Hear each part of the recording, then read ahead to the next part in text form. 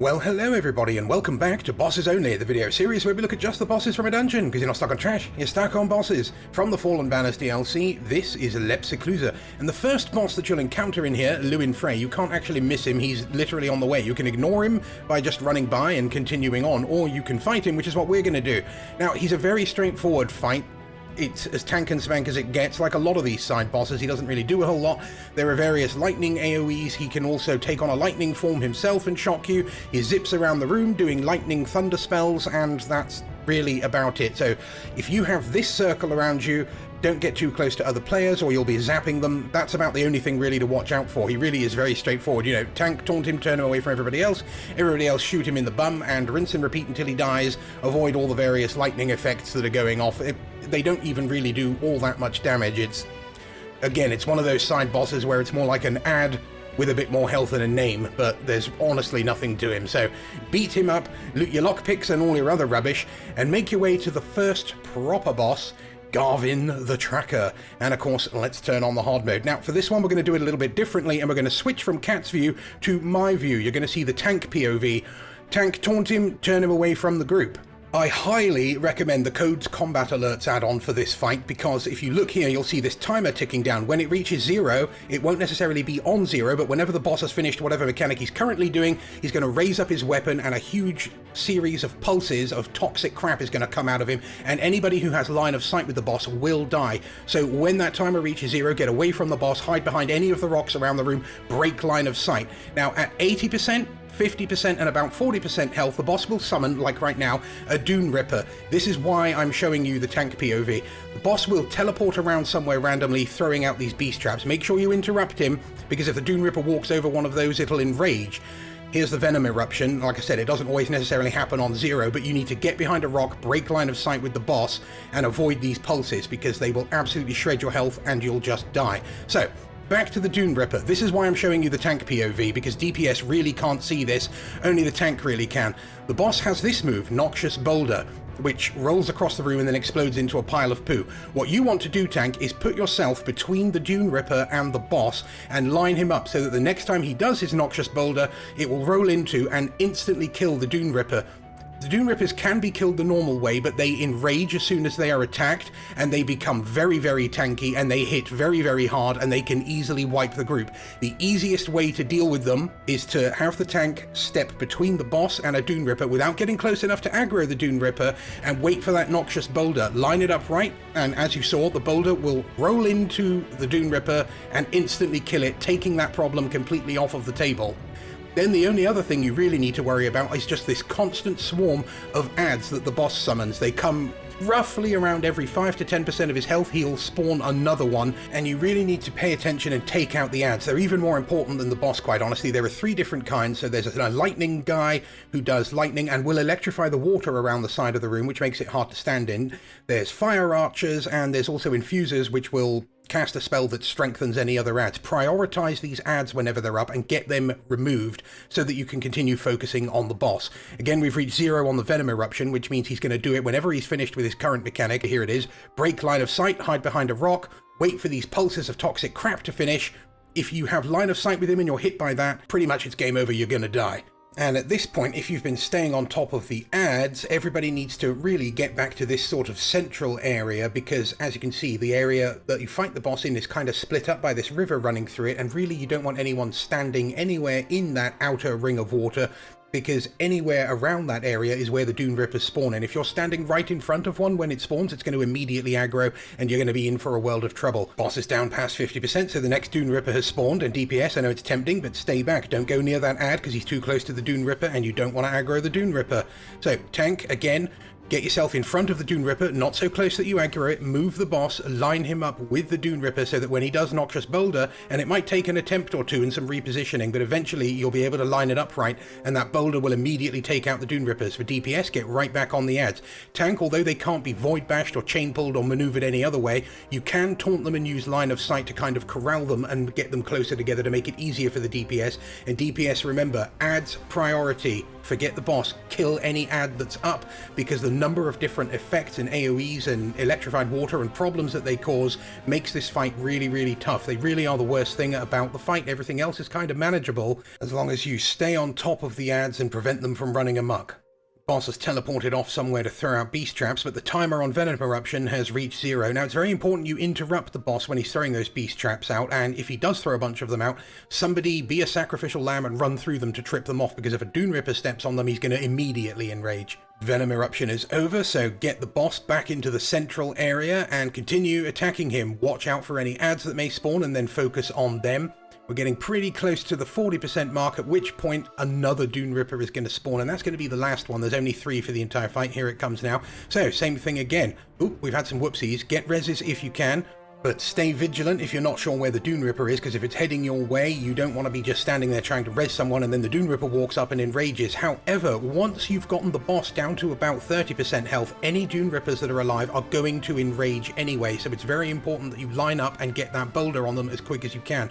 We've missed here, and you're about to see just how seriously bad this fight can get when you miss the Noxious boulder and end up with an enraged Duneripper on your hands. And on top of all that, we've got an electro ad alive that's electrifying the water, making that a difficult place to stand. So as always, keep focusing on those ads and make sure that they are taken out. The boss is almost dead, so you might be able to get away with ignoring the ad, but you definitely can't afford to ignore that Duneripper. Tank, try your best to keep its attention and keep it close to the boss, and then that way, if he does Noxious boulder, you can aim to get the Duneripper taken out. We missed again, so we're going to have to do this the old-fashioned way, and healer, you are going to have to really focus on your teammates here, because this guy hurts like hell. Fortunately, we've got him taken out. We've got a whole bunch of ads over here. Let's try not to worry too much about them at this stage in the fight, because there aren't going to be any more Dunerippers. As long as we stay right on top of the boss, we should be able to get him taken out. He is very, very nearly dead now, and there he goes. Fantastic. Loot your lockpicks and all your other rubbish, and we will make our way to the second secret boss, who again is along the beaten path. You can't really miss him. Siege Master Malthoras. And much like the other secret bosses in this dungeon, there is no buff for killing him. However, if you don't kill him, he's going to continue using all of his various siege weapons to bomb you as you run through the rest of the dungeon. For the first part of this fight, you are going to have to find siege repair parts and repair these ballistas, and then aim at him. He's going to be up on the wall somewhere. So aim your ballistas up there at him and shoot away. He's going to return fire, which will destroy the ballistas, so keep running around looking for barrels of ballista repair parts, and beware of all the things hitting you while you're on a ballista, because it's real easy for this to happen, and then you're dead and someone has to come res you, which is totally fine. That was a practice. Continue shooting at the boss, repairing ballistas as he destroys them, and keep the pressure on until he finally jumps down to fight you. At this point, he's, again, like all the other side bosses, there's absolutely nothing to him. He's got a bow and arrow, he does a lot of volleys, he shoots a lot of fire arrows, and little explodey ball things that he throws out that leave fire all over the floor, so just watch out for all the various AoEs. You're not going to have too hard of a time from this. Every now and then you might see an ad pop up, just take that out too to minimize the amount of things shooting at you. It really is a very straightforward tank and spank sort of a fight. You're not gonna have too much trouble with this at all. So there you go, blah blah blah, keep shooting the man, yakety schmackety, very exciting, and he's almost dead. So how are you doing? You having fun? I hope so. And there we go, the boss is dead, very dank. Loot your lockpicks out of the rubbish, and we'll move on to the second proper boss.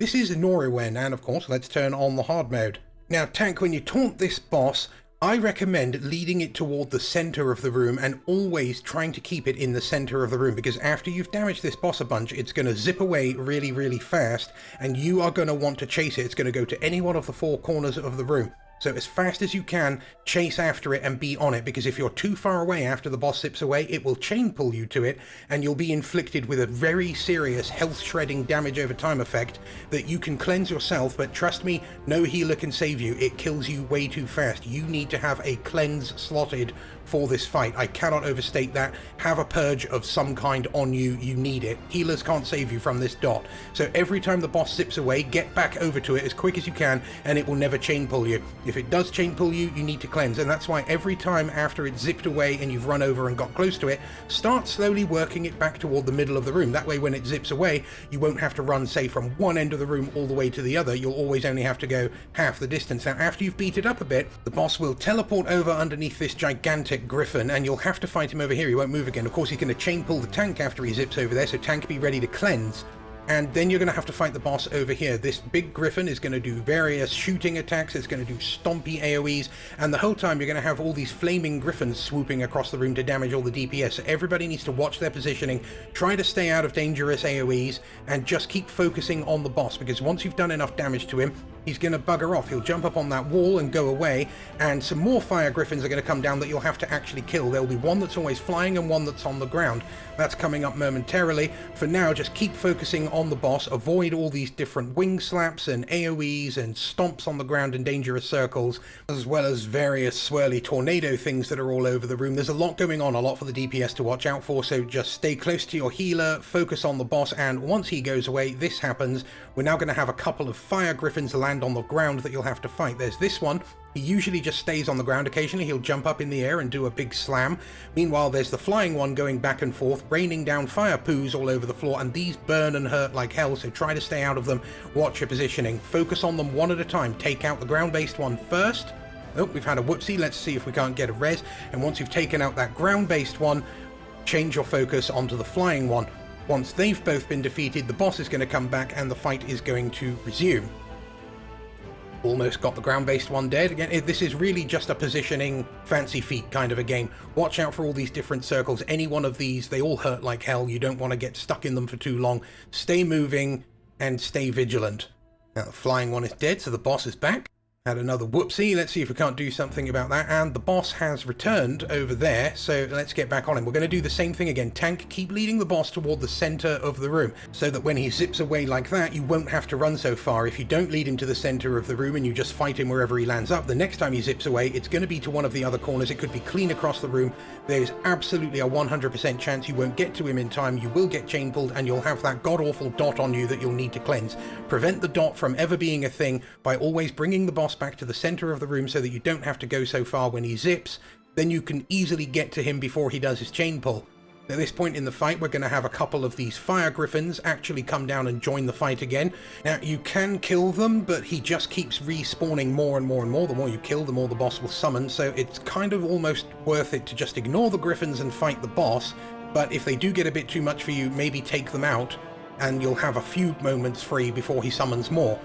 Other than that, it's the same thing again. Keep focusing on the boss. When he zips away, tank, get to him as quick as you can so you don't get chain pulled and have that dot on you. And once you've beat him up enough, he's actually going to go back to that ledge at the end of the room where the giant griffin is, and you're going to have to complete the rest of the fight over there. At this point, it's really up to the DPS whether they want to focus on the boss until he's finished, or if they want to really finish and take out these stupid griffins first because of the amount of fire and crap they put all over the floor, which just makes it harder for the DPS trying to also focus on the boss and avoid all the things that the big griffin is doing at the back of the room. It really is a lot. You see, we've had a couple of deaths here, but that was a practice. Tank obviously can't do a whole lot about that, so it's going to be on the healer to get reses, and this is a prime example of just how chaotic this fight can get. It's easy to be stuck between a rock and a hard place, and then you're really in trouble. Tank is over there with one of the live griffins, as well as the boss. The boss is almost dead, though. We managed to get one res. We've almost got the other. Super dank. Let's finish this thing. So now that the boss is over here, he won't leave this area again. You are going to have to deal still with various tornadoes, flying griffins, and the boss himself, and the big, gigantic griffin doing all these various slams and whatnot. It's a lot to watch, so just stay mobile, dodge all the various AoEs, and keep focusing on the boss. It's not too difficult from here on out for the tank, because you're not going to have to deal with the chain pull anymore unless you get too far away from the boss, and obviously you're not going to do that while he's up there. This fight really is just all about positioning, keeping your eye on what's happening on the floor, not so much what's in front of you. Just vaguely target the boss and you'll be fine. For DPS players, you really need to keep an eye on all these various AoEs, because any one of these could just take you out in a hot second. You've got to be vigilant and stay moving. Boss is very, very nearly dead, which is awesome because this fight is pretty brutal. There we go. Lovely jubbly. Loot your lockpicks, manganese, star metal, and other crap, and we will move on to the third and final secret boss, Flamedancer Ajim-Rei. And as with the other side bosses in this dungeon, you can just run on by and go through the door if you can't be bothered, but if you do want to fight it, it's a relatively straightforward fight. Tank, taunt it, turn it away from the group. Now this boss does zip around the room. He also summons these ghostly fire twizzly people. Make sure you interrupt them when they're shooting. There's another type of fire person that he summons, where they will pick a random player and shoot a big streak of flame at you, so watch out for that. This boss also summons incineration beetles all over the place, so keep an eye out for those and get them killed, because as they run around, they leave persistent trails trails of flame behind them, and if you've got a lot of them running around, you're going to end up with the floor completely covered in fire, and there's going to be almost nowhere safe to stand. So just be aware of that and take out those things as and when they spawn. Other than that, chase the boss around, shoot him, watch out for all the various flame effects and terrible things. Here's the streak of flame thing that you get, so watch out for that type of ad and kill him if he's on you. It's very, very straightforward. Watch out for fire, kill the beetles, kill the boss, collect the prizes. Oh, the boss is still alive. Don't collect the prizes yet because the boss is still alive. Keep shooting him. Like that. Okay, now he's dead. Now you can loot your lockpicks and all your other junk, and we will make our way to the final boss, Orpheon the Tactician, and let's turn on the hard mode. So, what's going on here? Quite a lot. Tank, you know the usual routine. Go taunt it, turn it away from everybody else. Everybody else start shooting him in the bum. Now, keep an eye on these two green wifty walls on either side as they close in. This is as far in as they'll close, but it does mean you have a very confined area of safety to stand in and fight. If you go in past those walls, you're going to take constant damage until you die. You also need to watch out for these giant tentacles that come up from either side and then slap down on the floor. Don't get hit by those. In addition, the boss is also going to summon these little tentacles that stick up out of the floor like little willies, and the tank can taunt those, and eventually they'll make their way over, but they move very slowly, and everything can be in a nice tidy pile for you to kill. So that's about all you've got to watch out for this first phase of the fight, but it isn't going to stay this simple for long. In just a few moments, these walls are going to start moving. Here they go. Now, tank, for this part, you need to get right up against the furthest wall so that the boss is very close to you. Don't give him the opportunity to accidentally slip behind that wall, because as soon as he ends up behind that wall, he's going to do a very dangerous attack where he'll raise his staff up and shoot a million little poo balls out, which all hit you one after another. They'll hit every player. They can do a devastating amount of damage. So you need to make sure that the boss is never on the wrong side of that wall. Keep him in the safe area as the wall moves. Once the wall's moved all the way to the other side, you're seeing it now, the boss is going to teleport to the center anyway and be unreachable. During this phase, he's going to summon ads. There's going to be a bunch of small ones and one big one. Tank, you're going to need to try to taunt all of those and get them all corralled into a nice tight cluster, because the whole time this is going on, you'll notice there on the right of the screen, that big gigantic griffin is back, and he's slapping and wing slapping and stomping and doing all the same things that he did from the Noriwen fight. But this time there's no escape for the DPS players. If you go too far away to either edge, there's a great big tornado thing there that does a bunch of damage too. So really the healer needs to pay special attention to the DPS and make sure that they're okay, because they are going to be stuck with all these AoEs. You're also going to have the little tentacle willies that pop up and float around, and the great big tall ones that rise up and slam down on the floor. Once you've taken out all the ads, the boss will come back, but while he's in the middle like that, he's shooting those poo balls. You can do a dodge roll when they're coming to not take so much damage from any of them, and you'll be absolutely fine. Once the boss is back, you've got to fight him again, as well as all the willies and a second round of ads, which will also include another big ad. So just taunt everything, get it all clustered up around the boss, and DPS players really focus on taking out these ads, because in such a narrow, confined place, it is really difficult for the tank to keep getting line of sight onto all these ads to taunt them. So very often they run around all over the place, literally because the boss is in the way and the tank can't get line of sight. But if he moves, the boss is going to move, and that could subject the DPS players to even more potential damage. So it's a very tricky situation. DPS need to be aware of this, and they need to really focus on the ads. When the ads are up, the ads are priority, then get back on the boss. Continue damaging him. Watch out for the griffin's attacks, watch out for the big slamming tentacles, and keep damaging the boss as much as you can until eventually the walls are going to move again. And here we go. So same thing again. Tank, go right up against the further wall so that the boss stays in this safe narrow area. If the wall goes past him and he's in the green poo area, he'll start doing that mega poo ball attack, and that can absolutely devastate the entire group if they're not watching. But all it takes to avoid the damage from those mega poo balls is a single dodge roll, and most of them miss you and you'll be fine. Now we're on the opposite side of the room, and same thing again. The boss is going to summon a bunch of ads. There's going to be one really big tanky one and a bunch of small ones. Taunt them all, get them all clustered up around you. Everybody else, watch out for the various attacks from the giant griffin. Don't get so far away that you end up in one of these tornadoes that are at either end, and focus on the ads while trying to avoid all the little tentacle willies and the big gigantic slam down tentacle willies like that one right there. And it's the same thing again. Do this until all the ads are dead. Here comes the mega poo balls, a quick dodge roll, and you won't take so much damage from them. But if you take all of those unblocked and they just slap you, you're probably going to get killed. So you need to be aware of that forbidden knowledge move. When you see all these balls coming, a dodge roll is all it takes to completely negate that attack. So This round of adds is dead, and now the boss will return. Tank, taunt him, and wait for the next wave of adds. He's going to summon another wave, identical as the last one, with 4 small adds and 1 great big one. Try to taunt them all, and remember again, it's a very narrow play area. It's really difficult for the tank to get line of sight without the boss being right in the way and taking taunts that are meant for adds. Then you get them running around like this. Focus on those adds as much as possible during this phase, and then once you've dealt with them or you've got them all clustered up around the boss, just unleash hell on the boss while keeping your eye out for all the different AoEs that can happen. And that is how this fight plays out. It's going to be this, a couple of waves of adds and the boss, then the walls will move to the other side of the room, then there'll be adds and you'll fight the boss a bit more, then the walls will move and you'll have to move with it, because if you're anywhere but in this narrow safe area, you're just going to take constant stacking damage until you die, and I don't think there's really any chance of a healer getting you out of it.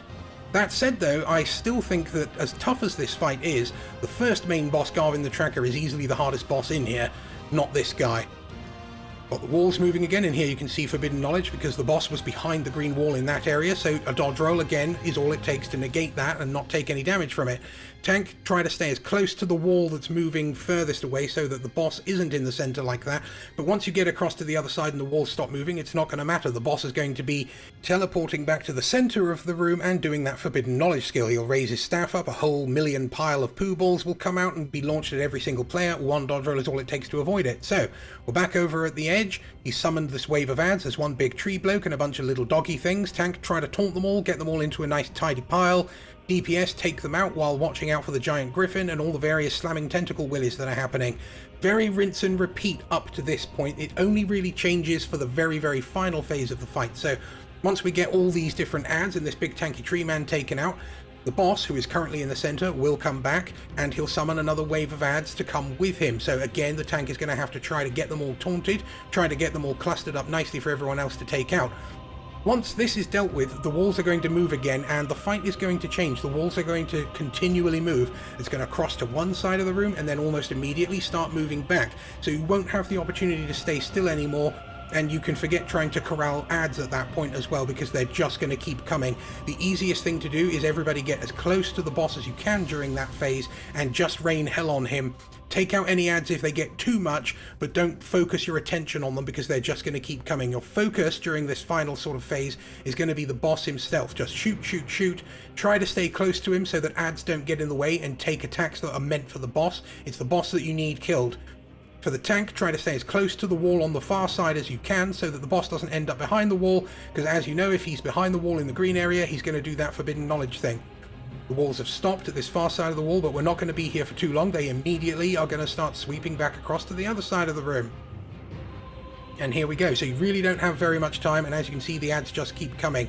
That's why it's important not to worry too much about adds at this point, because there is no cleaning them up. Just stay as close to the boss as you possibly can and try to get him taken out, because the adds absolutely will overwhelm you and wipe you. At this late stage in the fight, that's going to absolutely suck. We've almost got him now. Walls have crossed to the other side of the room. Can we kill him before they start moving again? Yes, we can. Super dank. Loot your lockpicks and all your other lovely, beautiful rubbish. You have won. Thanks for watching, and here's the bit where I say all the things, you know, like and subscribe and press the bell so you never miss a video and all the other yakety schmackety. I'll put a couple of other videos up there that you can click on if you want, and here's the thingy that shows all the socials that you can follow if you want. So anyway, that's it. That's the end of the video. Thank you very much for watching, and don't forget to check out the stream at twitch.tv/Kattatonia. We'll see you next time on Bosses Only.